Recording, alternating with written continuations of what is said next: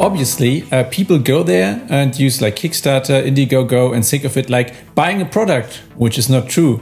I think this is like a wrong mindset a lot of people have, because actually it's more like a donation to support a creator, right? Metadox created, or Andrés created, this mask which you can wear, like literally on your face.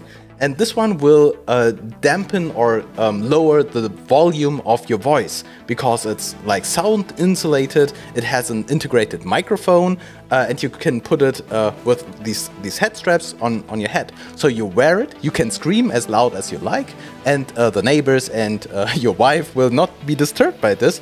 And with a microphone, your teammates can still hear you very well. Nothing is written when you are starting a company. Everybody wants to tell you something. Even my mom tells me, "No, Andrés, you should do that and that." And everybody wants to tell you what to do. And the best advice is, nothing is written. You can choose to do things differently and think.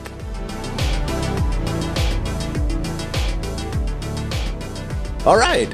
So, welcome to the Innovation Engineer podcast, your favorite place for picking brains of your favorite engineers. So grab your nerdiest mugs, fill it with the beverage of choice, and enjoy. My name is Tarek. And my name is Vashi. And today we have a special guest. It's Andrés from Metadox, the inventor of the Phasma gaming mask, which is this special thing right here. And we are going to talk about innovation in the gaming industry. And I'm super excited about this one because I am actually a customer of Metadox. I was one of the first backers of the, I don't remember if it was Kickstarter or Indiegogo, but back then I was super excited, and I'm actually using this thing. And I'm super happy to talk about this. So André, maybe quickly introduce yourself to everyone who does not know you already. Yeah, thank you, Tarek, for the invitation. I'm happy to be here. You asked me about how to pronounce my name. You said it again, as a bad again. Don't worry. Yeah, I'm a mechanical engineer. I'm from Spain. I'm living actually in Vienna, in Austria.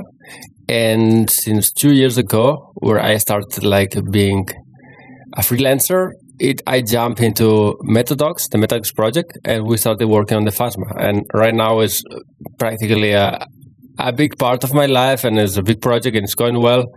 We have a lot of problems at the same time, and yeah, we can talk about many things that I think it matches the podcast and what you're doing, guys. So it's a good opportunity. Let's talk about the important topics first. What's your nerdy mug today?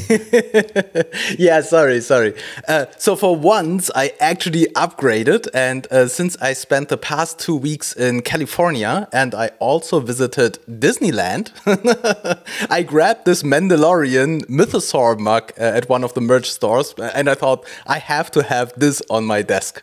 You really upgraded your mugs? Awesome. I love it very much. I'm afraid that I'm going to break it very soon because it does not look very stable, but it looks so great. And Andrés?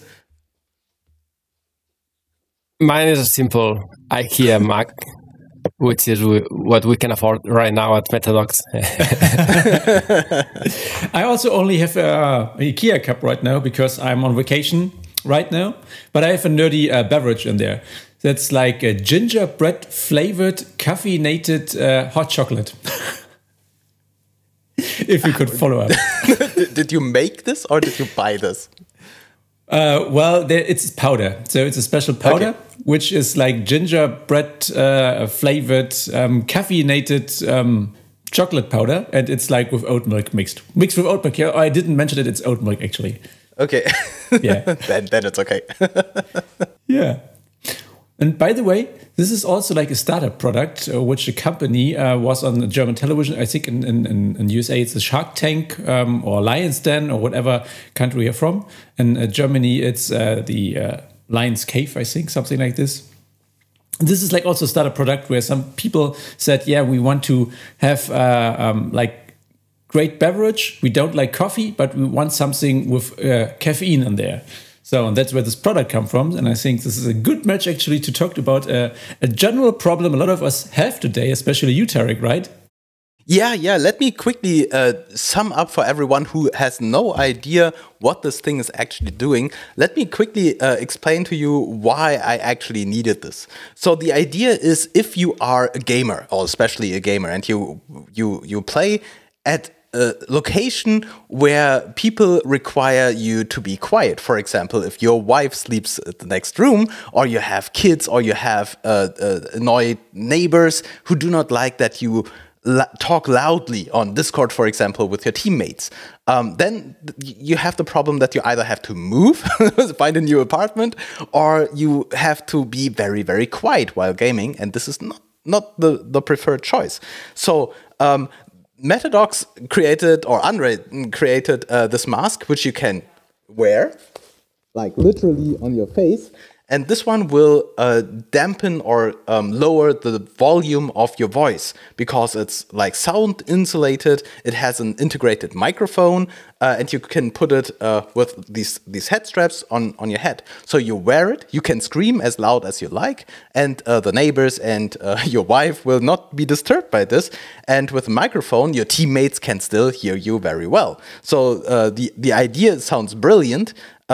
But this product like this did not exist in this form yet on the market, and so he created this product and applied for funding in the crowd. Yeah, and I'm super happy about this. It went through some iterations. And now my first question would, of course, be how did you decide to go actually from your idea of creating this to a crowdfunding campaign? What were your thoughts about that? Well, I'm really thankful for the people that backed the project, like yourself, Tarek. You were one of the first ones. Let me tell you a little bit how it started. The idea is not from myself, and it was like back in 2020. Beginning, so before COVID, I was doing some freelancing projects on Upwork, so it's a international like online platform, and I met this guy who was a hardcore gamer. He was also competing and training actually with his team, with his friends, and he needed to play, but he was not allowed to play at home because he was disturbing his family. So he had this idea. He worked on the a little bit on the project itself, what it should be, the requirements, but needed somebody to take on the technical part. I spent some days thinking about that, and the more I thought about that, the more I thought this makes sense. This solves a problem. I was a gamer myself in the past, and I know how much fun is to play video games with friends, and if you're at home, like with voice communication. And I said, okay, let's do this, but you don't have any money, so let's be partners.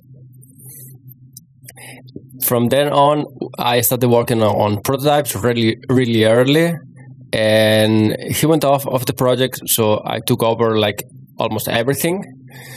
And at some point, without money and without finding investors, because of several reasons, we jumped into a crowdfunding project, which was okay because it kept us going, but it was not enough to really accelerate the development and the production. So we have had, because of that, many problems, but actually it's the reason that we exist today. So that's what you were talking about, that we did a lot of iterations and improvements, and like the first backers were like almost beta testers. I'm really thankful for that, and yeah, we're trying to give like discounts and remember them in some way. So because we exist because of them, or you actually. Yeah. What was the initial feedback that you got for the mask? I mean, like when you started the campaign, was there like a lot of enthusiasm coming towards you, or did you need a lot of let's say motivation with the videos that you produced and the photos and everything? The feedback from the beginning is similar as the feedback now. You know the problem. It is very biased. If you know the problem, you know how bad you need it, because it's like, okay, I cannot game if I don't have this. And for people that don't know the pain, it's like, what is this? And they directly laugh. So it's not like looking at gamers or looking at people that would need that. It's a very specific person. So you get like 9 people telling shit, what is this? And one that is wow, I love this, I need this. Yeah. Yeah, especially after Corona and COVID, where people said, yeah, now again wearing a mask. So because like there were a lot of people who were against wearing masks for like 2 years, and that's another mask. So in Germany, you see a lot of people who are like so happy not to wear a mask again, even if it would make sense. And this is another mask they could wear, right? Yeah, sorry. There had been masks like all the way from I don't know, protection mask and in many places, but COVID took this for us. It was a really positive thing because people were used to masks, people were used to see people with masks. So the problem wearing that is not there anymore, and we haven't had almost no bad feedback about. Yeah, I don't like wearing it. So I actually think this could be also like a solution for a different area, actually, because in the beginning of this year, I worked for an awesome project in Cologne, and they were growing very fast. And I was like, every week I was in the big office with 2 rooms, 2 open space offices actually next to each other. And when we were growing, and then there were some visitors and there, it was so loud. We had overall 4 of these telephone booths for like if you have an online meeting for people, and like 2 meeting rooms, but it was not enough for the many people we had because everyone was in the office for like 2 days because, Vashi, you are in Cologne again on Tuesday and Wednesday. I will also come from Munich there so we can meet each other. And then when the days when I was there, it was like super full and it was so loud. I was so annoyed. My hotel was like 500 meters away. I was half the day actually in my hotel room because it was quiet and I could have a quiet call in there because the office was too loud. And when I think about this mask, I think, okay, I know a lot of like sales office where you have 10 sales, direct sales clerks, whatever, people sitting in there and trying to be louder than their counterpart on the next desk because it's so loud in there, right? Yeah, that's completely right. Yeah, that's a very good user case, and it's like all over the place. I have a question for you, Vashi. In that point, it is very delicate how we are going to market that and how are we going to approach people. Because, hey, if you're an employee, how would you feel if your employer buys you a mask to like shut up? Some people would see it good, some people would see it bad. So it's delicate. How do you see it? It's really a hard question because the headphones I'm wearing right now, that's the newest Sony headphones with, from tests, the best noise cancellation. And that's the only reason I have those headphones, which are very expensive, and I could like have headphones with better quality for 1/3 of the price actually, but without the awesome noise cancellation. And the only reason I have these headphones is because the office is so damn loud actually. I would feel very bad if my employee would say, wear this mask. I would feel bad. But I think this is like where it needs this kind of tech enthusiasts which start with it. So like if I would own the company, I would say I would buy 5 of those masks, lay them out and would say everyone who wants to wear this kind of mask and test them out, please try them. And that's how I would try to market them. Like test them out. Here are like 5 for the whole office for like 50 people and test it. And I think it's the same with like COVID. It looked strange in the beginning, but nowadays, if I go to a doctor's office and I see people not wearing a mask, I'm like, oh no, I don't want to be sick. Please wear a mask. And I never want to go to any doctor's office again without wearing a mask.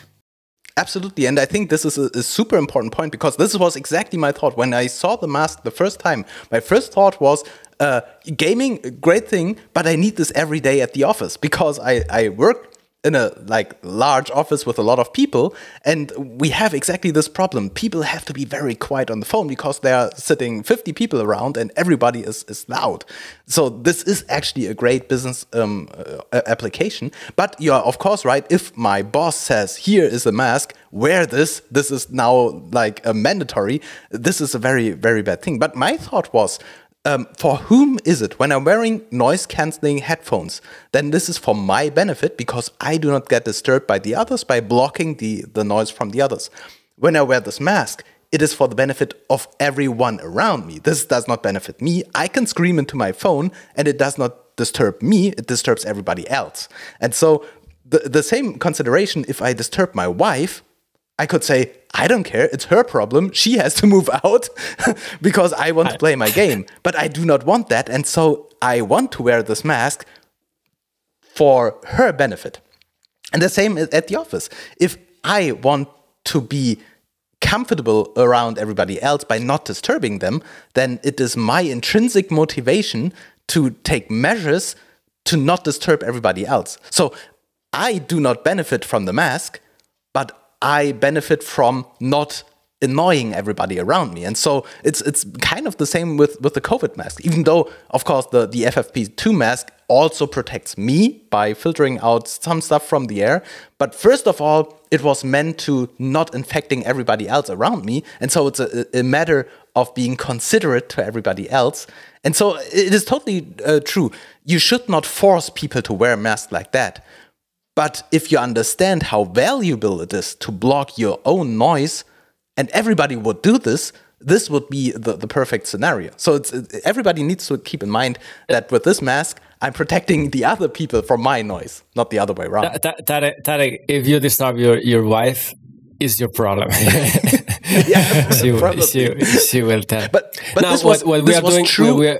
Yeah, we have some customers from not big offices, but working at home, or freelancers that share like some sharing space, and they need to go to a phone booth or whatever, and they choose to wear a mask. We haven't approached companies or offices where we sell to the employer himself. So, but we're working on that. So the approach is to start with like individuals that need the mask and think about not, as you were saying, themselves, but about the people around them. For me, the only issue would be like not seeing the face, right? So in all the last 3 years, I worked only for remote companies, or like, let's say, remote first companies, and we always had a camera on policy. So in normal ways, if there's no like specific reason to switch off the camera, it was mandatory to have it on. And if you wear the mask, actually, it makes no sense to have actually the camera turned on, right? Because I can't see you talking. I don't see much of your face, right? That's the only downside I see right now. Maybe in the future generation of this mask, you have like a flexible LCD display back here on here, and have a camera in there, and then it just displays like the movement of your mouth or something. I think there are AI tools projects like that. I think I once saw that, like LCD glasses where they have like dotted LCD in there, and based on your facial expression, the animated eyes were moving or something like that. So I could imagine that at some point of time in the future we will have that. But one thought when we talked about if this is something to be considered to be like friendly to your neighbors and to your wife. I showed this mask on my TikTok channel, and I got thousands of messages in reply. And some were appreciative, and they said it's a very interesting invention. But most like negative feedback had these always repeating comments like, "Oh, now we are forced to wear masks again inside because of COVID and these things," which does not make sense because this mask does not contain a filter, so it will not protect you from any kind of disease. But this was very repetitive, and a lot of people actually said, "Just go to another room or get another apartment." And these comments do not really make sense, because if I have the option to move to a new room, then of course I'm not in the target group for this product, right? And the same thing, get a new apartment. I don't think that I can afford this just to play my game. And so this all does not really make sense. And for me, it's really this intrinsic motivation that I now have a tool to mitigate this problem. And it's not that somebody is forcing me to use this. Yeah. So from my point of view, it's really the offer of a new feature. I mean, if you have a big enough house, or you have multiple places, or you can isolate your room, that's great. But not everybody can do that. Yeah. Or not everybody has a single office, or not everybody can play it during the day, or can control their voices. So playing video games with voice communication or voice communication alone is limited by not only by place, but by the people around you. And with the Phasma, we break those barriers, and we allow to play like anytime and practically everywhere. Right. And yesterday I browsed through the comments on I think Indiegogo, and I saw that there were a lot of people still waiting for the Phasma, and there were the typical comments, this is a scam, nothing is going to happen. My message for everyone is, it actually exists. I have it here. I tried it, and it improved significantly with a microphone that is in there. So for everyone who is still waiting, my message, please wait a little bit longer. This is not a scam. It actually exists, and I'm using it for quite a while right now. And I want to quickly talk about the microphone, because when I first received the mask in the very beginning in 2021, I think it was delivered for the first time. The biggest weakness of this mask was the microphone. I did not have any problems with wearing it. It is very comfortable. It is actually blocking the noise quite well. I like this. But the microphone in the very beginning was quite problematic, because the sound quality was very bad. It was very disturbed. It was hard to understand what I was saying. And this was in the very beginning like a deal breaker for me. I thought I liked the mask, but I will not be able to actually use it if the other person listening to me will not understand me. And I was quite surprised when there was actually released a new microphone and even a software solution to increase the quality. And right now it sounds really, really good. It sounds like a real microphone that I'm talking into. And so this biggest problem was totally resolved. So maybe you want to talk about a little bit how you moved from the very first prototype that was delivered to the microphone and the solution that you have right now. Yeah, exactly. At the moment, at the beginning, the microphone was like not working any good, but you could make it work, like adjusting the volume, adjusting maybe the equalizer. So we decided some people will benefit from this, or using their own microphone. But after seeing your review on I think on one video, on which you said that the mic is totally crap, we have been working on that, and that was the priority. It was difficult because you have a closed space, which means you have a lot of echo, reverberation, and the way the walls dampen the sound is not the same for all frequencies. So high frequencies are really good damp, but low frequencies not as well. And I mean the bottom back. So you end up picking up sound that is really dull, like low frequency. You cannot understand that. And at the same time, the microphones are designed to open spaces. This means inside the mask is way too loud. So how can we solve that? We tried different approaches. One was like software, like shipping some small application. It was complicated because you have to develop for all platforms and adjust it, and very simple. It's way too complicated. We tried hardware, like some electronic components. This works well, but has other complications. And at the end, we do a combination with acoustics and some electronics in the microphone. And finding the right microphone. So these three things, and now it's working well. Yeah, absolutely. I am currently creating a video exactly about that, because I'm really happy about what happened with the mask and the microphone, and that it's now a really good solution for using. And so I'm creating like a real review where I present audio with the mask and without the mask, and like see how it actually performs, so everybody can see it and experience it, at least on YouTube. But was this something that you expected in the very beginning when you had the first designs, that this is going to be the weakness and that you have to invest so much time and efforts in improving that? Or did you expect like the problems to happen on another place on the mask? Well, we had multiple problems which were really complex. One was the microphone. We thought that you can find good headset microphones and use them, so we were kind of covered on that, and we thought we would find a better solution soon, but we didn't. So it took like actually 2 years to find something good. Yeah. So it was kind of clear from the first feedback. Yeah. What I find really interesting, what you said at the beginning, Tarek, is this the scam aspect, right?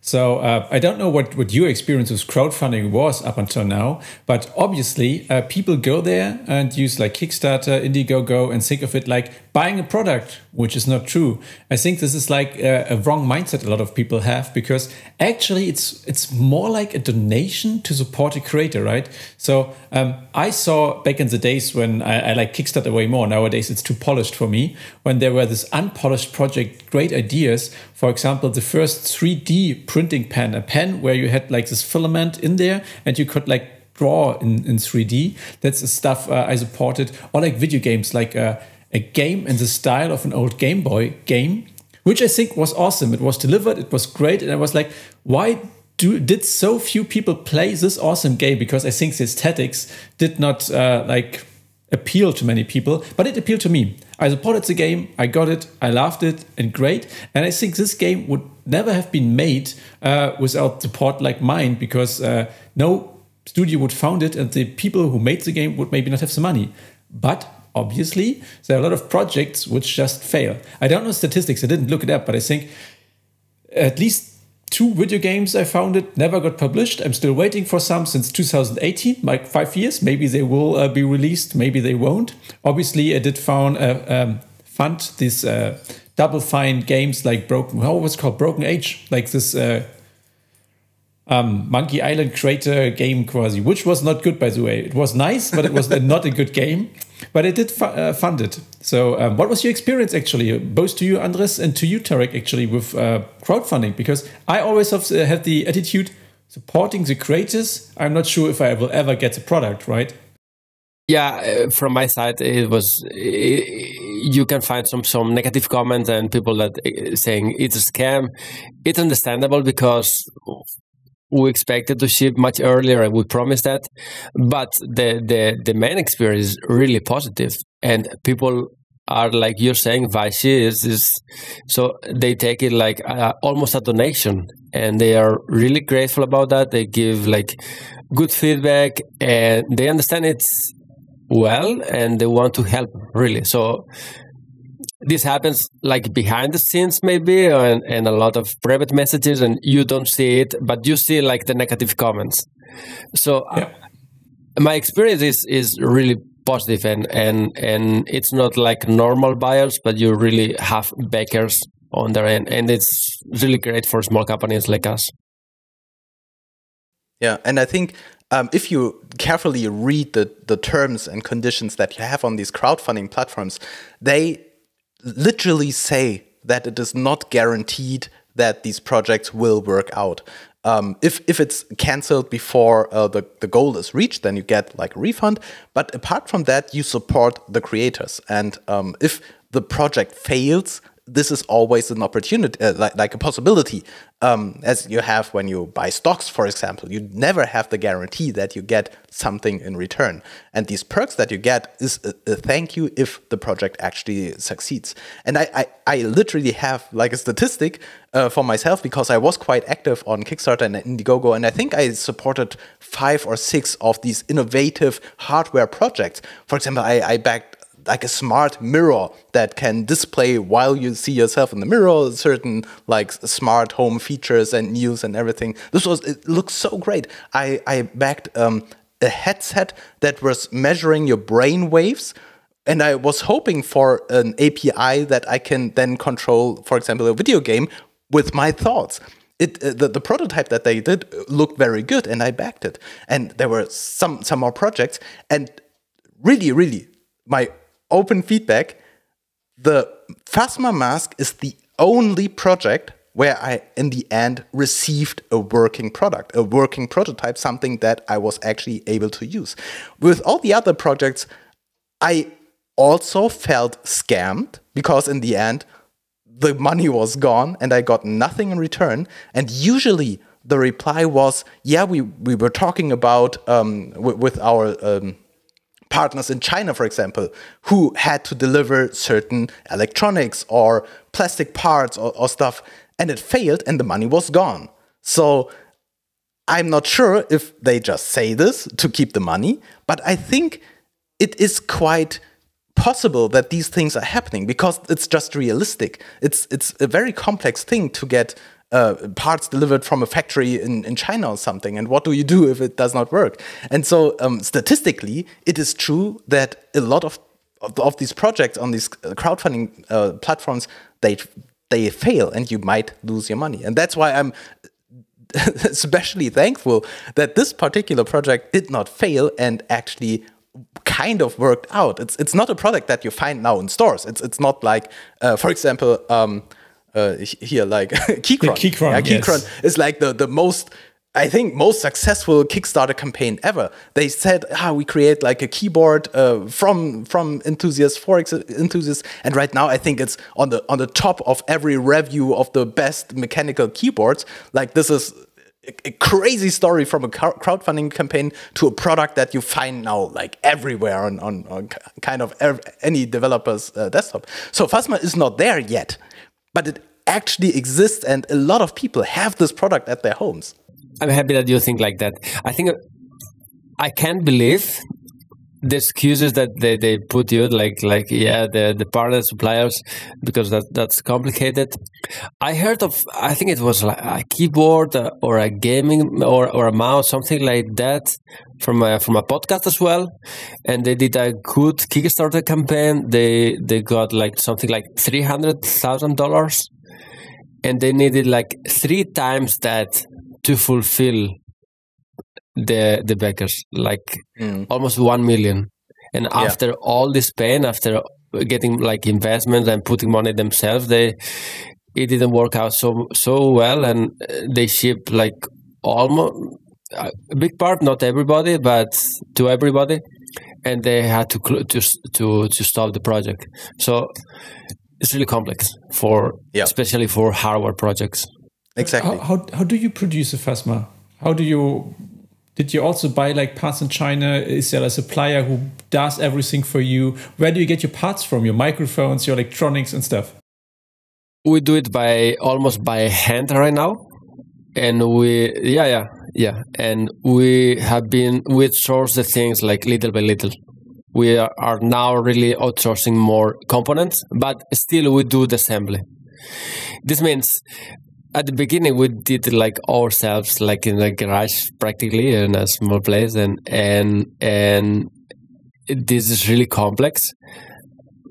On the other side, it has allowed us to make changes, to not be committed with our design and with our suppliers, and to do that. We do like almost everything with 3D printers, like the plastic parts.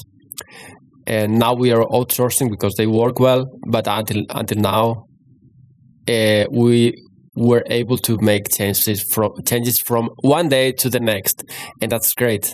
Because if somebody tells, okay, this part is way too big, or this happens, then you say, okay, let's go change this on SolidWorks, and next week we ship the next one. And that you cannot do that if you have a supplier in China that you need to apply the changes, new tools. It costs like thousands of dollars, and you just don't do it.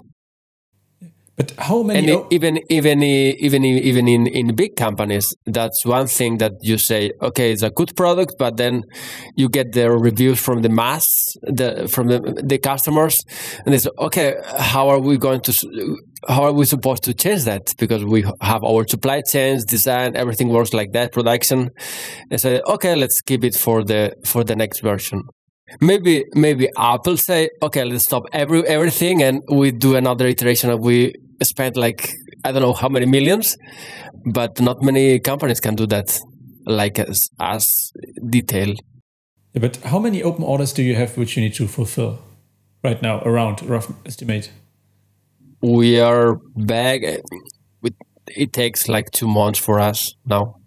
No, we expect towards the middle of the year, like in summer, to have to ship in 2-3 weeks, and to be able to sell more and to produce more. At the moment, we don't do any marketing because we have a backlog. I'm really keen on seeing what kind of marketing you're going to do, which channels, and whom you actually target. If you're really going to target maybe some freelancers, because I had a small office last year, and this year I will go to a co-working space to meet some people. And I think, okay, I have quite a lot of online meetings. What will I actually do? For example, the mask could be a solution for me because I will work in a co-working space.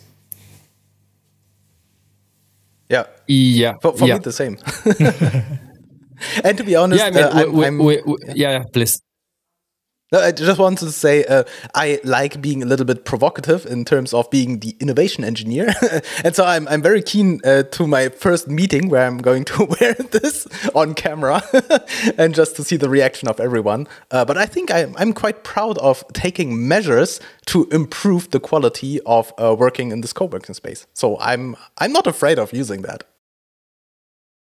Yeah, you were asking, Vasi, what our strategy is now that the microphone is good and that it worked well, better. We're going to ship it to some people to just test it, to see how it works in other spaces like co-working, and maybe other reviewers, so that they can give their opinion, put it online, and improve like the buying experience, that you don't need to wait like 2 weeks, and that we improve the website where we put new photos and new explanations about everything, that you can, how it works, all these things. More than doing advertising. We don't plan to do advertising. Yeah, it's more like a great product which people hear from others, like viral marketing, right? Because it is an awesome product, and it's like, if you see it once, it's like, what is this, right? Exactly. How many people are right now working with you? We are like 6-7 people in the team, if we count like the close people. Most of the workers are part-time. I'm more than full-time. And we don't have any investors on board. That's why we are so slow on everything. But now it's great because we have the freedom to say, okay, we can take somebody on board, we cannot, but we are break even. So you're breaking even. We reinvest everything. Yeah. Oh, that's awesome! Congratulations, by the way. That's awesome. Yeah, bootstrapped awesome hardware product. It's really a rare story, actually. Yeah. And there was one thing that you just said that I really, really liked, this ability to be flexible in your production pipeline, where you say, we have to make an adjustment and we can just do it. Vashi and I, we are software developers. And so this is like our default mindset, where we say we always have to be agile and be able to adjust to certain changes on the fly at any point of time. And I understand that in the hardware business, this is way more difficult. But was this your plan from the beginning, to manufacture everything yourself? And it was not the plan, but that we were able to built the Phasma without paying for a lot of tools we did the design like that. And we use, for example, textiles, which is actually a different thing than having like a plastic housing. We were so focused on that we were able to do changes and do it ourselves that I started like suing myself, like suing the mask, so that we can try the prototypes and we could do the first things ourselves without asking, without having a supplier to do that, and waiting and being there hours and so we were so focused on that from the beginning. That's cool. Very cool. So, but if I would do the same as you do, I would get a motivation problem, because you're working for what now on it? 3 years already, or how many years? If somebody had told me how much work and how much headaches this means, I wouldn't start it again, or I wouldn't have started, really. Yeah, but if I do something different, there have been many problems or learnings. When did you start on the project? When was it actually? Like beginning 2020. 2020, yeah. That's 3 years already, right? Mm-hmm. Wow. And is there still like a motivational problem for you? Or is it nowadays it's like, you know, break even, it's successful, you have a finished product? Or was it like really a long road where you often thought about quitting? Or what did motivate you actually to go through with everything, all the hard work, all the time, all the drawbacks and whatever? Well, you can consider yourselves entrepreneurs as well, because you have a podcast and you start things and you like doing that. When you do the things, you realize, okay, this is harder than it means, but then you get a lot of motivation on the way. Like you get feedback, people are interested, and the product works. You can use it yourself.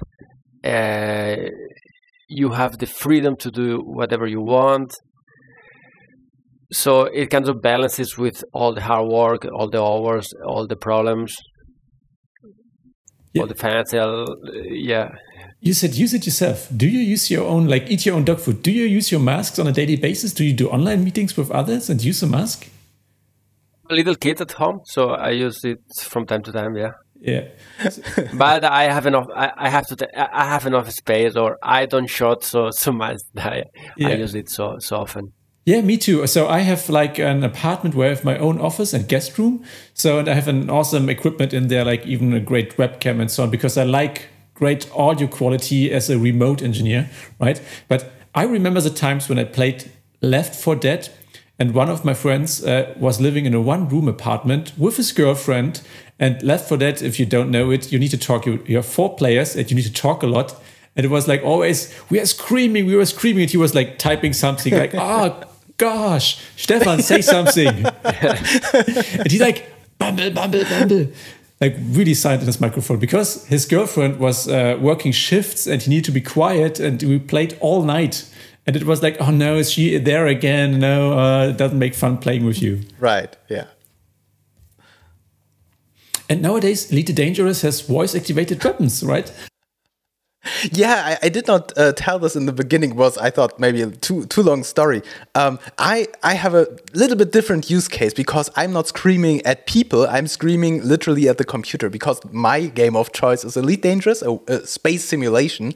And there it has a very complex way of controls. Like you have 30, 40, 50 different buttons for several systems on the chip. And so as a shortcut, you can use Voice Attack, which is a software solution that takes your voice commands and maps it to keyboard shortcuts. And so you can literally tell your spaceship what to do. And this means during like heated battles, space battles, I'm screaming at my ship to release the shields or load some weapons or something like that. And so this is how I control the ship, and I can't do this while my wife is sleeping in the next room. So I'm literally someone who really needs this mask to play at night. we had this guy from Ireland, it was, and he was saying, yeah, and then I need that. I need when can you ship? Because right. I have my wife and we have a baby. and I cannot play, and I'm desperate to play it, and I'm going to build myself a cabin on the on the garden outside just to play video games in the cold. And he was desperate. Yeah, you see these projects on YouTube where people take like their half closet or something and make it soundproof so that they can sit in there and scream. This is like the other way to deal with this. Build your own soundproof cabin. But I think this is way less intrusive to your living space.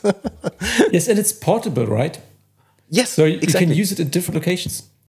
I would be interested, Andrés, in your 3 biggest learnings for the last 3 years. One is to create a hardware product, and to ship it to people is much harder than I thought. And planning is necessary. Well, this is going to it's difficult to say. So planning is really necessary to think about all things, what will happen, what would not, how much money it costs.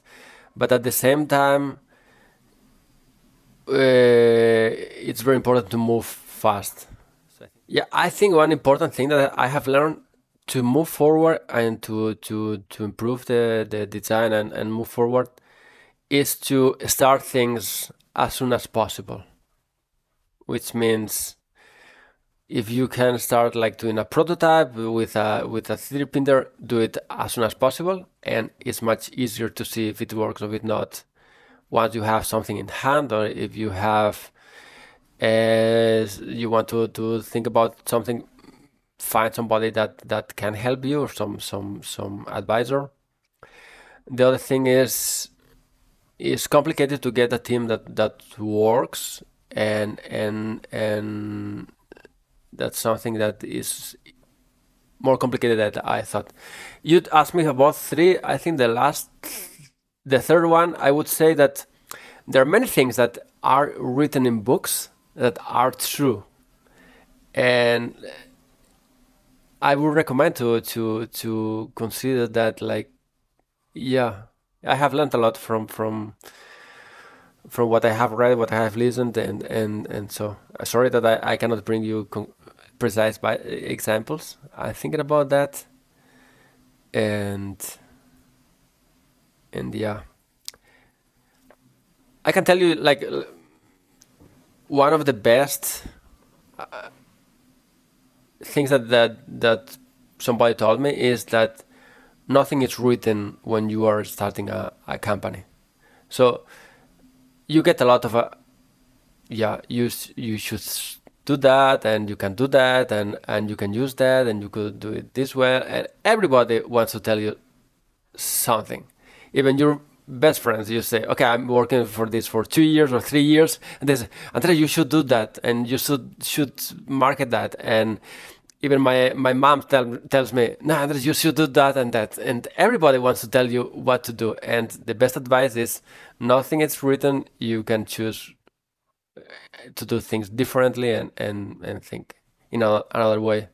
Yeah, I think this is super important. People forget that they have certain freedoms to do things their way, and they feel trapped in processes that other people predefined for them. Yeah, and I think we all need to remember that we can all make choices and create the things the way that we imagine them, and especially today with all the gadgets and tools and platforms that we have in our disposal. Yeah, so I think this is a really valuable lesson. Yeah. If you look at all the companies out there and how good they are, how different they are at the same time, how different the people, the cultures, the teams are, you say, okay, yeah, you can be your own. Exactly. Yeah, yeah.